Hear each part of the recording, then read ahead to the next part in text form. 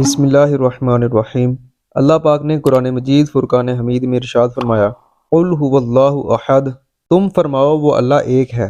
عرب میں کفار کی بہت سی قسمیں تھیں، دہریہ، مشرک، اللہ تعالیٰ کی صفات کے منکر اور اللہ تعالیٰ کے لیے اولاد ماننے والے وغیرہ۔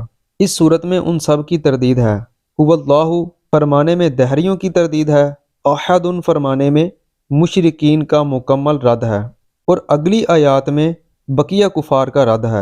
ارشاد فرمایا کہ وہ اللہ ایک ہے، یعنی ربوبیت اور الوہیت میں عظمت و کمال کی صفات کے ساتھ موصوف ہے۔ اس کی نہ کوئی مثل ہے، نہ نظیر اور نہ شبیہ، اس کا کوئی شریک نہیں۔ اس کے بعد اللہ تعالیٰ نے ارشاد فرمایا، اللہ الصمد، اللہ بے نیاز ہے۔ ارشاد فرمایا کہ اللہ تعالیٰ ہر چیز سے بے نیاز ہے، نہ کھائے نہ پیے، ہمیشہ سے ہے اور ہمیشہ رہے گا، کسی کام میں کسی کا حاجت مند نہیں۔ لم یلد ولم یولد، نہ اس نے کسی کو جنم دیا اور نہ وہ کسی سے پیدا ہوا۔ اللہ تعالیٰ اولاد سے پاک ہے، کیونکہ اولاد باپ کی جنس سے ہوتی ہے اور اللہ تعالیٰ اس سے پاک ہے۔ یوں ہی وہ خود کسی سے پیدا نہیں ہوا، کیونکہ وہ قدیم ہے، یعنی ہمیشہ سے ہے، اور پیدا ہونا اس چیز کی صفت ہے جو پہلے نہ ہو اور پھر وجود میں آئے۔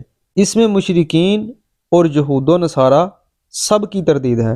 مشرکین فرشتوں کو اللہ تعالیٰ کی لڑکیاں کہتے تھے، یہودی حضرت عزیر علیہ السلام کو، جبکہ عیسائی حضرت عیسیٰ علیہ السلام کو خدا کا بیٹا مانتے تھے۔